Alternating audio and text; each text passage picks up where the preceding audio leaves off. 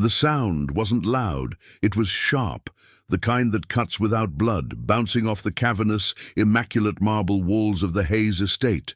It was the calculated, condescending laughter of entitlement, thin and brittle, echoing the deep, cold indifference of a house built on money, not on warmth. Emma was scrubbing the edge of an antique Persian rug, her fingers raw, her posture one of absolute, resigned humility. She was an invisible fixture, a moving shadow in a world of stark, polished surfaces. The light, filtered through massive, expensive blinds, fell on her like a spotlight, on a crime she didn't commit, exposing the subtle tremor in her hands, the exhaustion etched around her kind eyes. The injustice was a physical force, a heavy velvet curtain drawn over her identity. Lucas Hayes, the young master of this domain, stood in the center of the hall, pointing not at a stain, but at a drop of water that dared to mar the polished wood floor after she had just completed the task. His face was a mask of cold contempt, not of anger, but of utter dismissive superiority. He didn't raise his voice, he didn't need to. His power resided in his ability to make others feel utterly, terrifyingly small. The laughter came from two senior staff members, eager to please their master, their voices a synchronized chorus of cruelty. This wasn't just correction, it was a public spectacle, a deliberate act designed to reinforce the vast, unbridgeable chasm between the invisible ones and the visible owners. Emma swallowed the lump in her throat, the shame a bitter, coppery taste. She tightened her grip on the cleaning cloth, the small piece of cotton her only weapon against the overwhelming arrogance of the marble halls. I remember that day, the sound of their voices, the way the light seemed to make my own shadow shrink away from me. No one looked at me as a person.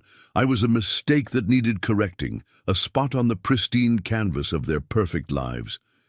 The laughter felt like needles pricking the fragile shell of my composure. I wanted to disappear, to melt into the floor I was kneeling on, but my simple faith held me there, rigid and unmoving. I kept my head down, focusing on the microscopic grain of the wood, praying silently for the strength not to crumble. I knew that showing weakness was the ultimate fuel for their mockery. Lucas Hayes took a single deliberate step closer, his bespoke Italian leather shoe gleaming an inch from my hand. He didn't speak the words of dismissal yet, but they hung in the air, heavy and inescapable.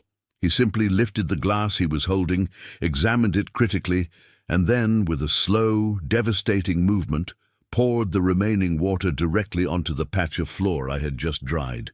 It wasn't about the water. It was about the power to undo my labor, to render my efforts meaningless.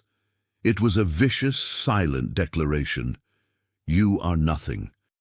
My hands clenched, my knuckles white with the effort of restraint. The small, nervous smile I forced onto my lips felt like a profound betrayal of my own dignity, a desperate attempt to appear resilient, to show them that their cruelty had missed its target. But inside, the pain was sharp and isolating, the kind that whispers, "You are alone in this fight."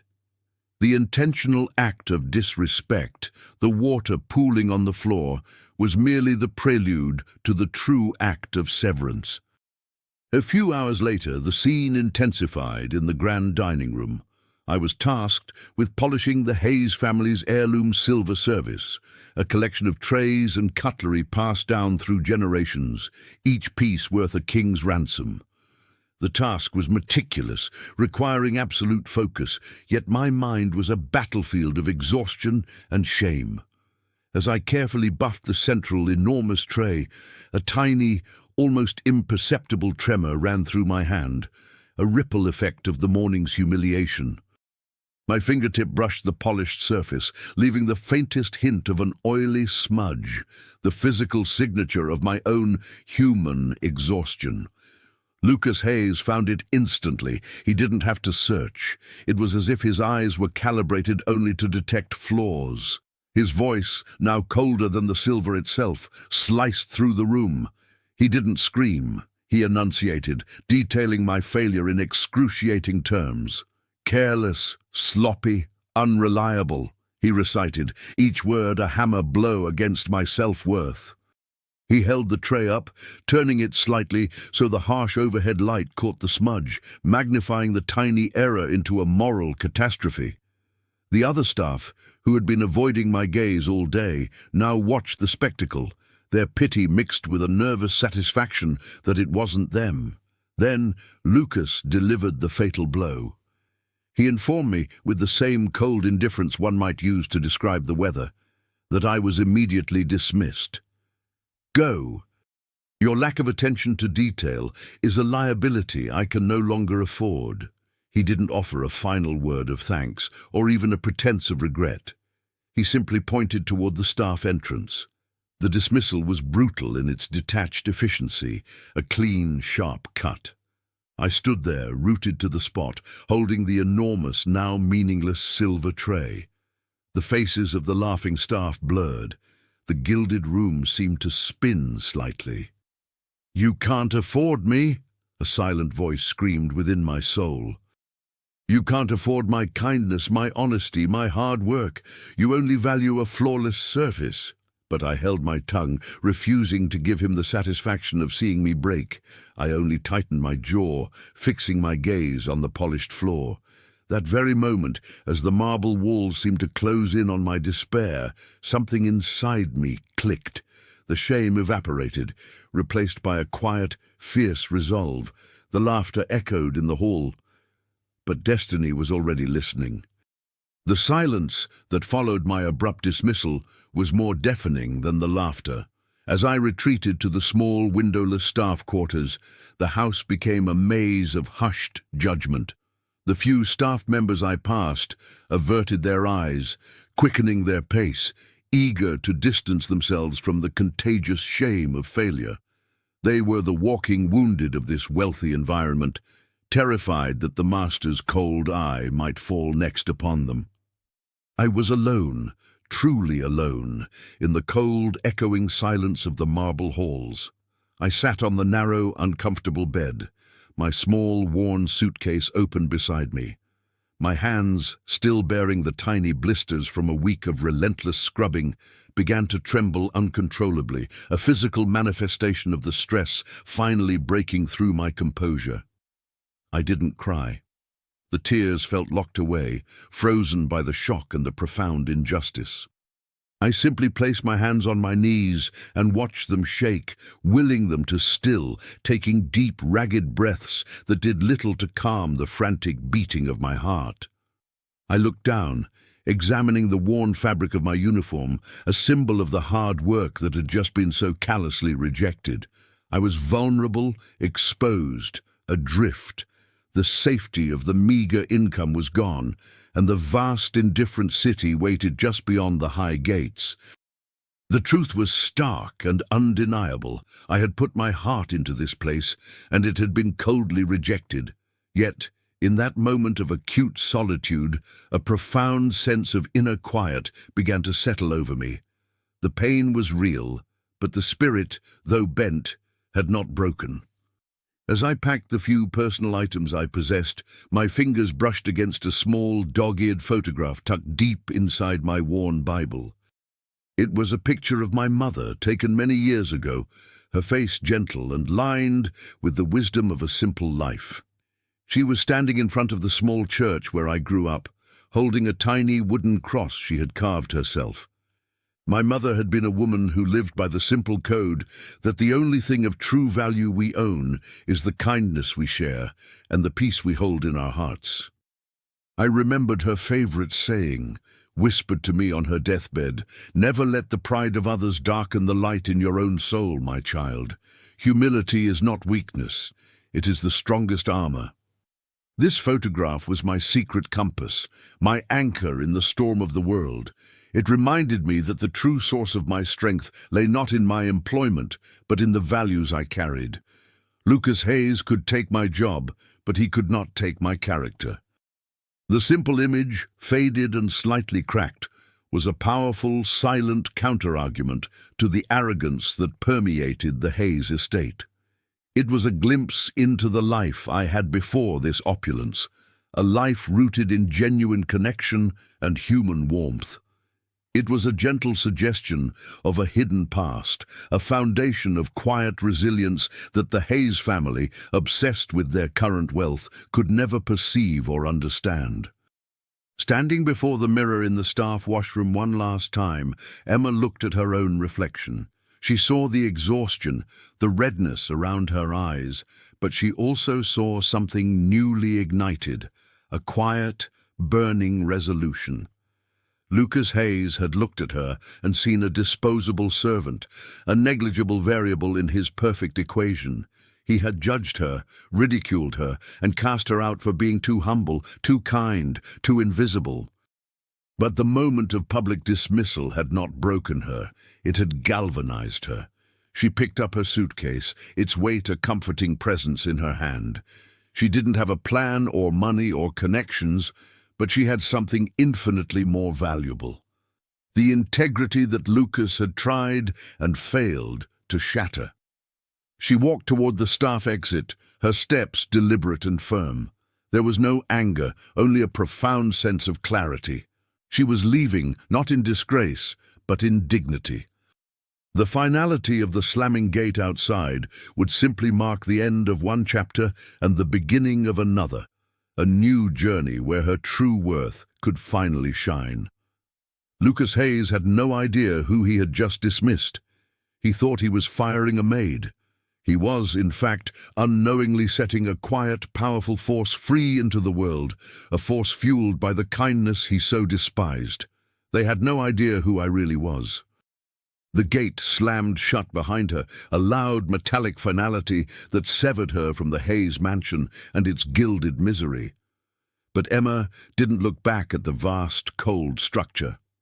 She looked ahead, and in the swirling street dust of her new, uncertain freedom, she saw not failure, but the reflection of a much older life, a life rooted in the soil of genuine humility. My life hadn't always been about polished marble and whispered cruelty. It began in the sun-drenched quiet of a small rural town, a place where people knew each other by their hearts, not their bank accounts. My father was a carpenter, a man whose hands knew the value of honest labor, and my mother, a woman who taught Sunday school, believed that every person carried a spark of the divine, regardless of their station. We didn't have much, but we had everything that mattered. A home filled with laughter, enough food on the table, and a bedrock of unshakable faith. We learned early that material wealth was fleeting, but integrity was forever. I remembered one specific evening, shortly after my mother passed away. I was sitting with my father on the porch swing, the wood creaking a slow rhythm under the weight of our shared grief. He didn't talk about money or success. He talked about legacy. He told me the story of his own father who, despite being offered a fortune, refused to compromise his principles in a business deal. "We are the keepers of our name, Emma," he had whispered, his voice thick with emotion. "And the Hayes family, the great-grandparents, not the current generation. They once showed my grandfather an extraordinary kindness when he was desperate. They saw his honesty, not his poverty. Promise me, my child, that no matter how far you climb or how low you might fall, you will always remember the kindness that was shown to us, and you will repay it, not to them, but to the world. And always, always choose humility over pride. It is the only true shield. This promise, this profound moral debt to a long-forgotten generation of Hayes, was the unseen weight I carried into every job, every hardship. It wasn't just a memory, it was a sacred contract. It was why I worked so diligently, why I never complained, why I absorbed the insults at the Hayes estate without fighting back. I was serving a higher purpose, honoring a chain of kindness that extended decades into the past, even if the current heirs had forgotten the meaning of the word. My life was simple, but it was anchored by this deep moral duty, a secret known only to me. The core of my humility, the reason I accepted the scorn of Lucas Hayes with quiet dignity, was rooted in a profound loss. It wasn't just my mother's death, It was the financial devastation that followed a terrible accident that crippled my father. We lost the small, beloved house, the carpenter's shop, and all the tangible symbols of our simple stability. My father's recovery was slow and agonizing, demanding all our resources. I had been forced to leave college, trading my textbooks for a cleaning cloth, not out of choice, but out of necessity and profound love. My father, in his pain, felt the weight of my sacrifice, but I always reassured him, repeating my mother's mantra, "Humility is the strongest armor." My work at the Hayes estate was not just a job. It was my atonement, my quiet sacrifice to keep my father cared for and to fulfill the moral promise to honor kindness in a cruel world. My current role as a maid, constantly judged and dismissed, was the price of grace. I deliberately kept my talents, my education, and my sharp intellect hidden. To show my full capabilities would have attracted attention, perhaps even respect, but it would have violated the quiet, simple life I needed to lead to care for my father without attracting pity or unwanted scrutiny. This deliberate choice to remain unseen was my self-imposed burden. It allowed Lucas Hayes and his colleagues to view me through the narrow, prejudiced lens of a lowly servant. They saw the apron and the mop. They never saw the woman who could quote poetry and solve complex financial puzzles. They saw poverty. They never saw the wealth of character I defended every single day. The deepest irony was that while Lucas Hayes was consumed with the public image of his wealth, I was working tirelessly to protect the private, invisible dignity of my own name, a dignity I inherited and swore to uphold. Once I found my new footing with Mr. Harrison's service, my life settled into a rhythm of quiet, genuine goodness. My routine was a silent testament to the inner peace Lucas Hayes couldn't steal. Each day I rose before dawn, not to the sound of Lucas's arrogant commands, but to the soft light filtering through my small apartment window. I spent a precious few minutes reading, not the financial news that obsessed Lucas, but inspiring words of faith and philosophy, fuel for my soul before facing the world. My work was meticulous, a quiet form of prayer. I treated the homes of strangers not just as objects to be cleaned, but as spaces to be respected. I would often leave small, thoughtful touches that went unnoticed by my employers, but which I knew improved their day. A misplaced book returned to its shelf, a forgotten plant watered, a small, encouraging note left near a stack of challenging paperwork. These were my invisible acts of service, a silent rebellion against the cold indifference of the world. I remembered a day cleaning a busy lawyer's office. I noticed his trash can overflowing with crumpled papers, clearly the remnants of a frustrating, failed legal defense. Instead of just emptying it, I smoothed out a few of the discarded, failed arguments, gently stacking them on his desk with a note that simply read, "A new perspective often starts after a good rest." The lawyer never mentioned it, but the next week a generous bonus was waiting for me. I knew it wasn't for the cleaning, it was for the quiet kindness, the human recognition. This routine of invisible goodness was my way of fulfilling my mother's legacy, planting seeds of grace in a garden of concrete. Even after I left the Hayes estate, the shadows of the marble halls seemed to follow me. I still occasionally ran into former colleagues on the bus or at the market. They would eye me with a mixture of pity and condescension, treating me like a ghost of failure. They would often whisper about Lucas Hayes's continuing exploits, his grand parties, his acquisition of new companies, and most frequently, his increasingly erratic behavior. I learned through this peripheral gossip that Lucas was spiraling. His arrogance, once merely irritating, was now bordering on recklessness.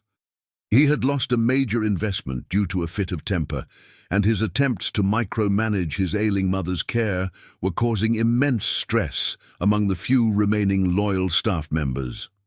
The worst of the gossip came from two of the staff who had laughed at my expense.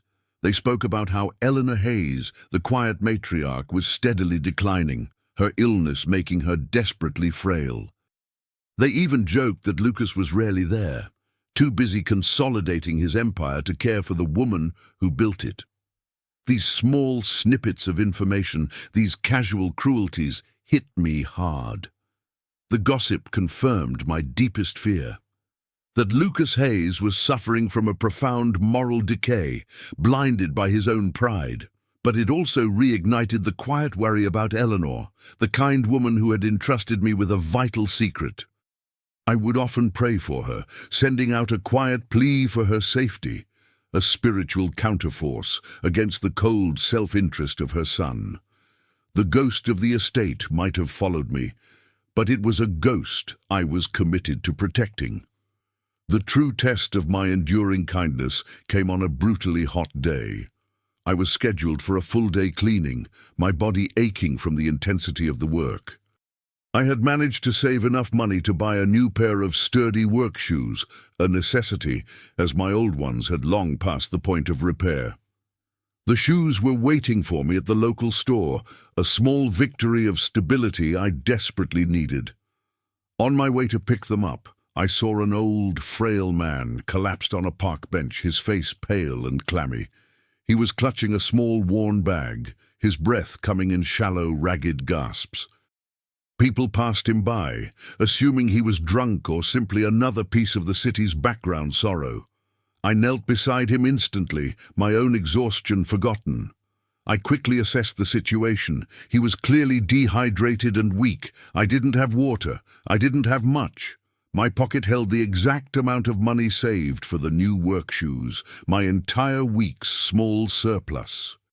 Without hesitation, I rushed to the nearest pharmacy, spending every single penny, not on the shoes, but on a specialized electrolyte solution and a bottle of cool water. I gently administered the liquid, staying with the man until his color returned and his breathing stabilized. He looked at me with profound, watery gratitude, murmuring his thanks. I simply smiled, assured him he would be all right, and walked away. The old man asked my name, but I simply said, "My name is Emma, and I hope you feel better soon." I walked to work in my ruined, painful old shoes, the pavement burning through the thin soles. The disappointment was real, the financial setback undeniable, yet the warmth in my heart, the profound inner reward of choosing human life over personal comfort, was worth infinitely more than a new pair of shoes. It was a moment unseen by the world, but deeply understood by destiny. The destiny that had been quietly arranging the pieces of Emma's life was now preparing for a seismic convergence. One evening, Mr. Harrison, her employer, called her with an urgent, unusual request. He told her that his biggest client, the high-profile executive who managed large accounts for the financial elite, had an emergency. The executive's own mother, who required constant specialized care, had suffered a sudden, alarming medical episode. The executive panicked, was scrambling to arrange immediate specialized in-home care. He confessed to Emma that he needed a temporary solution. He knew she had a strong natural presence and a deeply compassionate heart. He wasn't asking her to nurse. He was asking her to be a trustworthy, calm presence for a single, crucial evening until the professional caregivers could be secured. "Emma, this man needs someone he can absolutely trust, someone who won't panic. Someone who will treat his mother like she is gold. And honestly, Emma, you are the only person I trust implicitly," Mr. Harrison insisted. The wage he offered was astronomical, a number Emma couldn't refuse, a temporary solution that would pay for months of her father's care. She accepted, of course, driven by her compassion and her father's pressing medical needs. When Mr. Harrison gave her the address, the location was immediately unsettling, a sprawling, exclusive property on the opposite side of the city, a secondary, private residence used by the Hayes family for discretion. It was an address Emma knew only because it had been mentioned in passing gossip about Eleanor Hayes's need for privacy. Emma's heart clenched. She was about to step back into the shadow of the Hayes fortune, directly into the home of the very people who had cast her out. The invisible thread was pulling her back, not as a maid, but as an invited if temporary guardian. Emma arrived at the discreet address, her heart pounding with a mixture of apprehension and grim duty. The house was smaller than the marble estate, but fiercely luxurious and protected by a formidable security system. She was admitted by the frantic executive, a man whose face was etched with exhaustion and genuine concern for his client's mother. He quickly led her to the patient's room, a beautiful, quiet space filled with soft light and the scent of expensive antiseptic.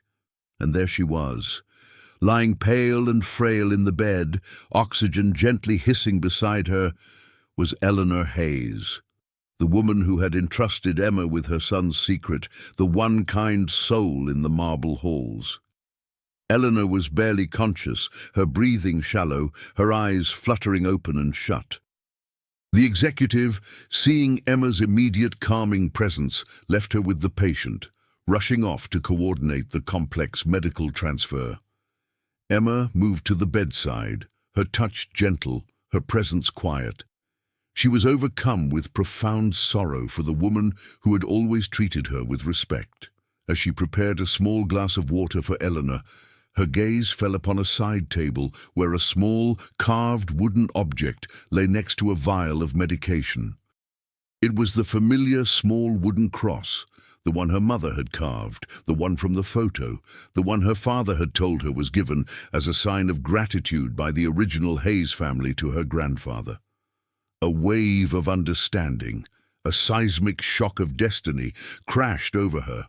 The kindness her family was indebted to, the kindness her father had told her to repay to the world, had originated from this woman's side of the family, and this object was the silent, physical proof. Eleanor Hayes was not just the matriarch of the Hayes fortune. She was the living symbol of the kindness that had been shown to Emma's grandfather, the true source of the family's old, good money. Emma realized, with a quiet, stunning clarity, that she was not just repaying a moral debt to the world, she was repaying it directly to the family, to the very woman who now needed her most. The invisible maid's true identity was that of a descendant honoring a profound generational promise. Lucas Hayes, meanwhile, was a man rapidly losing his grip on a world he believed he fully controlled. The loss of Emma, the invisible maid, hadn't been a financial blip, but a spiritual inconvenience. He found his house, despite the replacement staff, lacked the immaculate, quiet perfection Emma had maintained. More profoundly, his business dealings were fraying.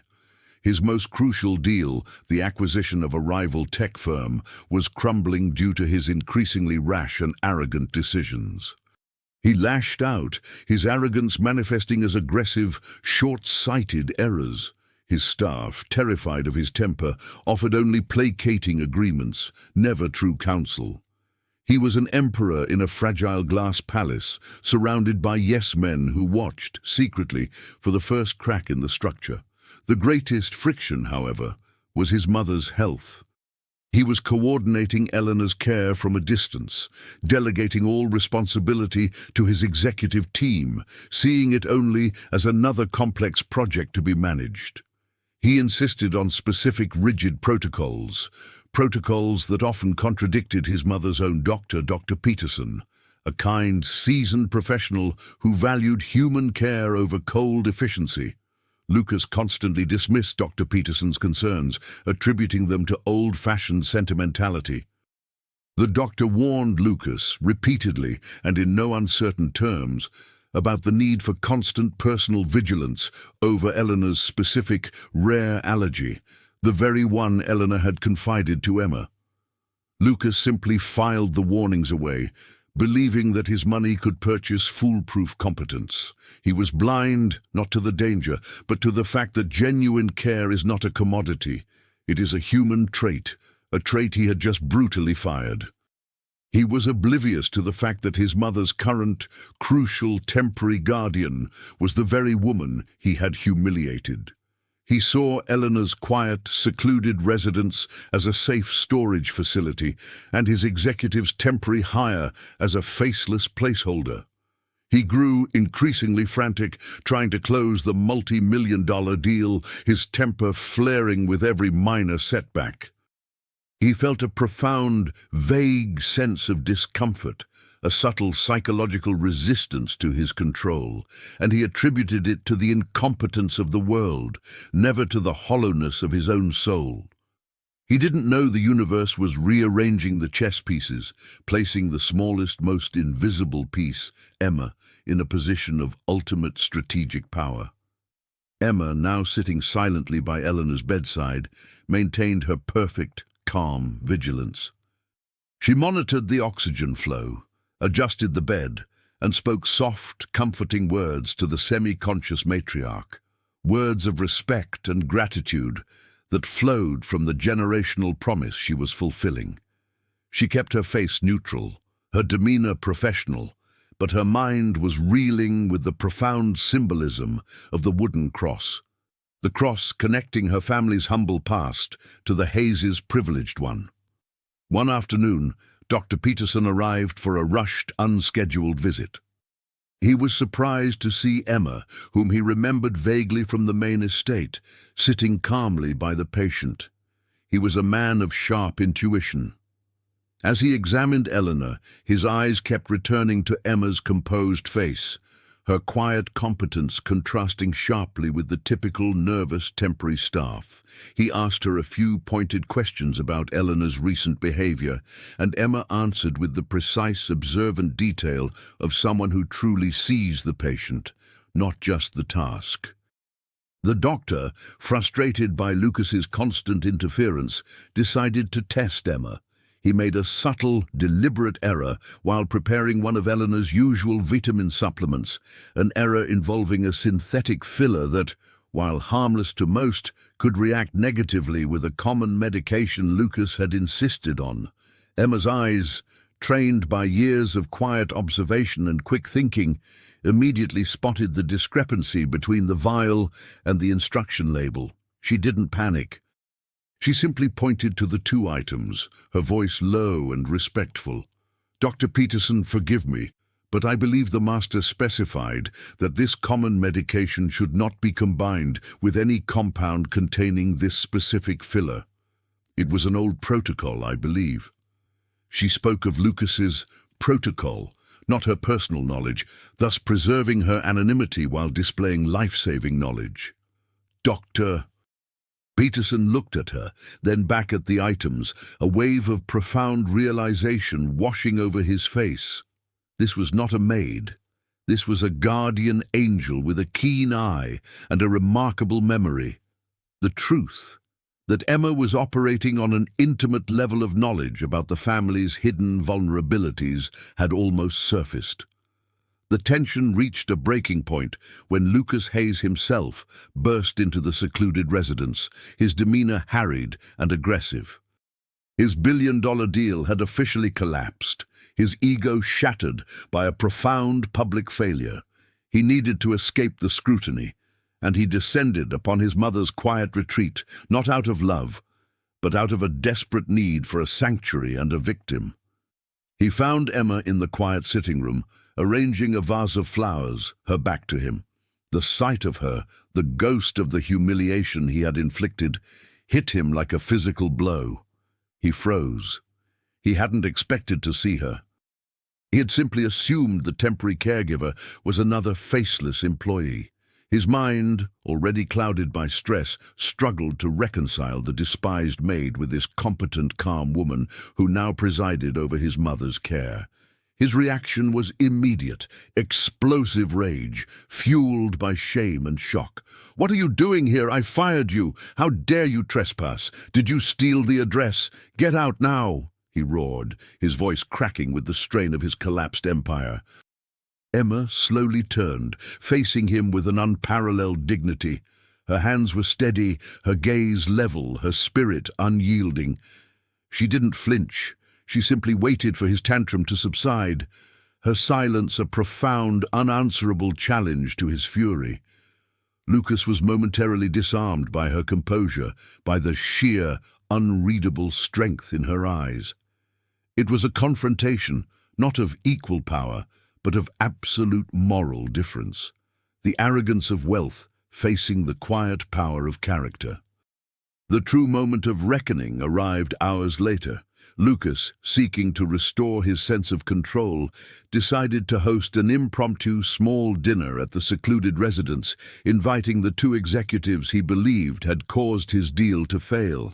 The same executives who had laughed at Emma's expense. The goal was to publicly humiliate them, to redirect the shame he felt.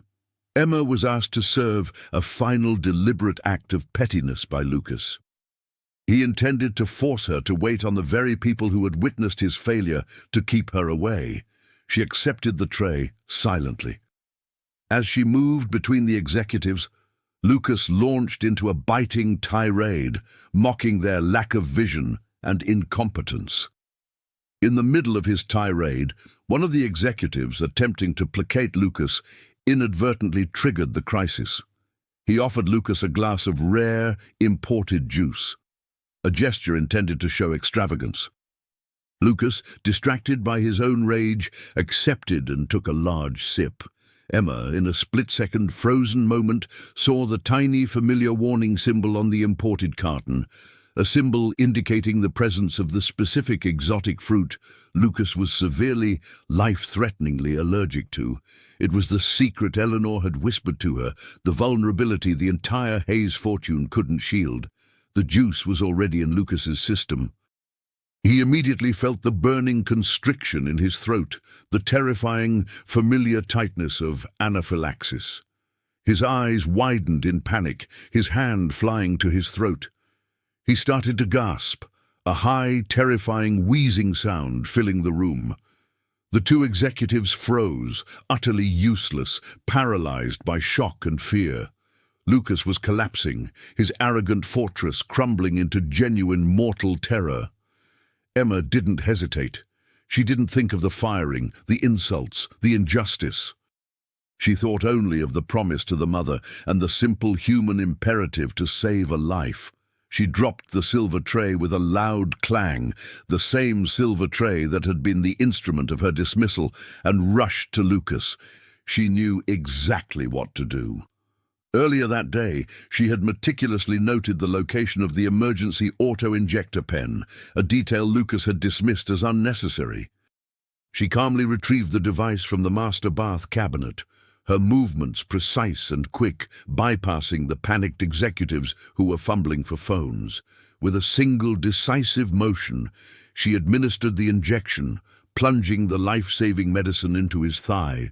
The immediate dramatic relief of the airway opening, the first deep, rattling breath Lucas took, was the only sound in the stunned silence.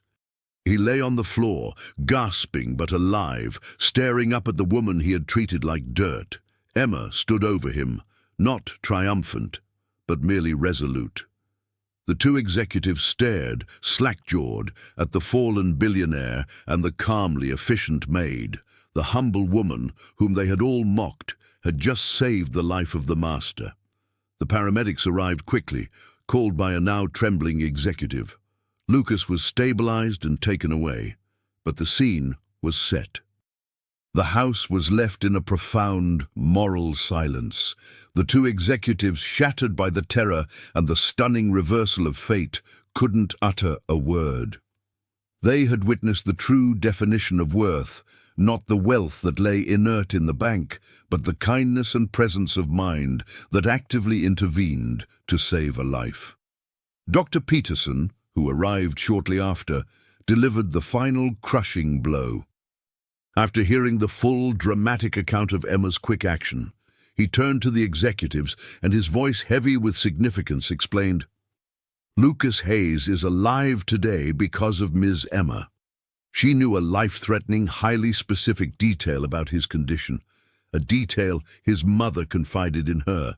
Not only did she know the allergy, but she knew the exact location of the injection, details Lucas himself consistently ignored and minimized.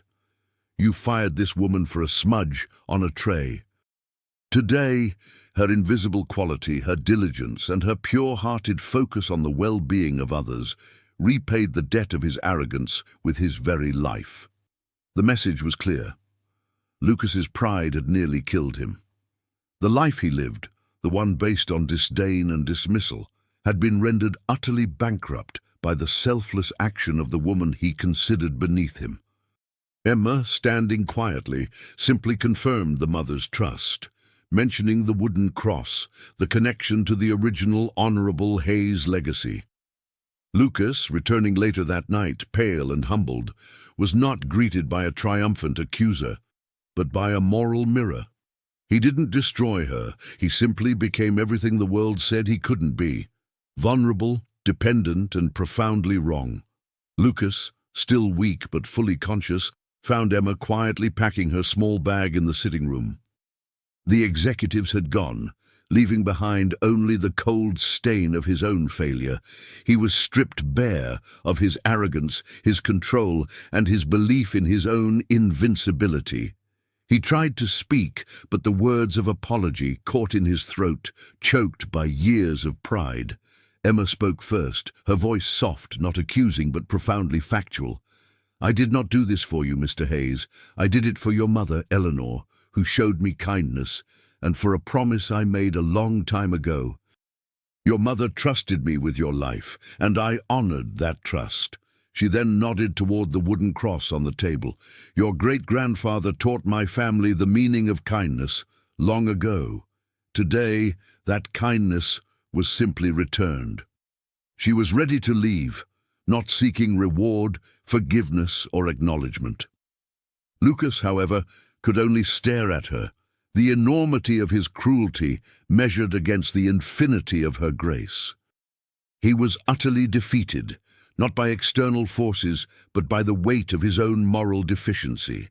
He extended a trembling hand, not to dismiss her, but in a silent, profound gesture of recognition. He saw, for the first time, not the maid, but the woman, the human being, the savior. He finally understood the message. A kindness is the power that pride never understands. He didn't destroy her. He simply became everything they said he couldn't: a man capable of genuine humility. The silence that fell over the Hayes' secluded residence was not the empty, cold quiet of the marble halls. It was a profound, moral silence, thick with the residue of near death and the shattering of immense pride. Lucas Hayes was gone, taken to the hospital not by his chauffeur, but by paramedics, his life saved by the woman he had discarded. In the immediate aftermath, Emma stood alone in the sitting room, the small wooden cross still resting on the table, a silent witness to the miracle of grace. The two executives, chastened and utterly transformed by the sight of their master's fall and Emma's rise, were gone, sent away by Dr. Peterson to handle the delicate press crisis. Emma looked around the luxurious room, and for the first time she saw the opulence not as a symbol of power, but as a cage. Lucas's wealth had blinded him, convinced him that resources could replace vigilance, that arrogance could supplant human connection. She thought about her own father, crippled and poor, yet rich beyond measure in the dignity he carried. She realized that the true chasm between them was not financial, but spiritual. She was rich in peace. Lucas was destitute in it. Her focus returned to Eleanor Hayes, who was now resting peacefully, stabilized by the transfer of her son's life-saving care. Emma sat by the bedside, holding the old woman's frail hand. She didn't feel triumph, only a deep cleansing sadness for Lucas's troubled soul and a profound gratitude that she had been placed exactly where she needed to be to fulfill her generational promise. She thought, the destiny I was told about so long ago wasn't about fame or fortune. It was simply about showing up with a kind heart when a debt of kindness came due. The silence was now a space for healing, for the quiet truth to settle into the heart of the Hayes legacy. Lucas returned to the quiet residence 24 hours later. He walked, not with his customary arrogant swagger, but with the cautious, slightly trembling gait of a man who had stared into the void. He found Emma just before she was due to leave, having ensured Eleanor was comfortable, and the morning nurse was briefed. He approached her in the hallway, no executives, no witnesses, just the two of them, the rescuer and the rescued. He was wearing clothes that looked too big for his suddenly diminished frame, his eyes haunted by the memory of his choking, terrifying vulnerability. He didn't offer a job or money, he offered something far more valuable, genuine, unscripted humility. "Emma," he whispered, and the simple sound of her name on his lips was heavy with effort, the first honest thing he had said in years. I don't know what to say. I treated you with unforgivable cruelty. I thought you were nothing. You saved my life. Why? After everything I did, why?" Emma simply looked at him, her gaze clear and compassionate. She had already processed her anger, letting it go on the night of her dismissal. "Mr. Hayes," she replied, her voice soft and firm, "I saved your life because you are human and because your mother is kind. Kindness is not a debt that demands payment from the recipient. It is a gift freely given, regardless of worthiness. I forgive you, Lucas, not because you deserve it, but because carrying anger would only darken the light my mother taught me to protect." Her forgiveness was complete and unconditional, an act of supreme emotional sovereignty. She didn't seek reconciliation with him, only peace for herself. She handed him the wooden cross, a gesture of finality and hope. Emma left the Hayes residence with no fanfare, returning to her simple, honest life, now fortified with an astonishing new sense of purpose. Mr. Harrison, her original employer, having learned the full dramatic truth, offered her a partnership, recognizing that her integrity was the true gold standard of his business. She politely declined the partnership, but accepted a raise and a flexible schedule that allowed her to dedicate more time to her father's care. Her life bloomed, not with extravagant displays, but with the quiet, profound joy of fulfillment. She moved herself and her father to a small, bright house near the coast, where the sound of the ocean replaced the cold silence of the city. She began volunteering at the local community center, sharing her time and resources with the invisible ones, the elderly, the struggling single mothers, and the working poor. She started studying again, slowly finishing the college courses she had been forced to abandon. And Lucas Hayes, he never spoke publicly about the incident, but his actions became his new, profound testimony. He began to liquidate some of his more aggressive ventures, funneling the money into his mother's foundation, a charity dedicated to supporting caregivers and combating poverty. He visited his mother daily, not as an obligation, but as a devoted son. He sent Emma a single heartfelt letter containing no money, only a promise to use his immense resources to honor the humility he had learned that fateful night. The most beautiful change was a symbolic gesture that spoke louder than any public apology. 6 months after the incident, Emma was leading a small, quiet fundraiser at her local community center. The event was humble, meant to raise money for new books for the children's library. Midway through the evening, a large, unmarked van pulled up. It wasn't Lucas, but one of his trusted executives. The executive, the same man who had laughed at Emma that day in the hall, approached her, his face now carrying a look of deep respect. He presented her with an enormous, gleaming box. Inside was a donation, a full, state-of-the-art library, complete with computers, thousands of books, and a lifetime endowment for its maintenance. It was a staggering, utterly anonymous gift, no name on the plaque, only a small, engraved inscription, "From the ones who finally learned to see." It was Lucas's atonement, a public act of kindness replacing a private act of cruelty. Emma accepted the gift, not for its value, but for the profound change it represented. She closed her eyes for a moment, sending a silent prayer of gratitude to the destiny that had used her kindness to humble the mighty.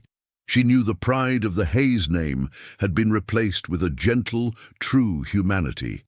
The executive, for his part, stayed, not to supervise the gift, but simply to help Emma carry the boxes. It was a gesture of shared labor, a redemption of his own silent complicity. The final lesson, the one that lingered in the heart long after the dust of the drama had settled, was not a lesson in karma or revenge. It was a lesson in the simple, terrifying power of grace. Emma had endured the laughter, the judgment, and the profound injustice. Yet by choosing kindness over bitterness, by honoring a moral debt rather than settling a personal score, she had unlocked a redemption that stretched across generations. Lucas Hayes learned in the moment his breath returned that his wealth was a fragile illusion. His true vulnerability was exposed, and the woman who saved him possessed the one thing his fortune could never buy, an unbreakable spirit. He learned that pride builds walls, but humility saves lives. Sometimes the world tries to measure your worth by the size of your house or the status of your title, but the truth is, your true power is measured by the light you refuse to let others extinguish. It is the peace that settles in your heart after you choose to do the right thing even when it costs you. Because the universe is always watching the choices we make when we are most invisible. And the best revenge? Sometimes, the best revenge is peace.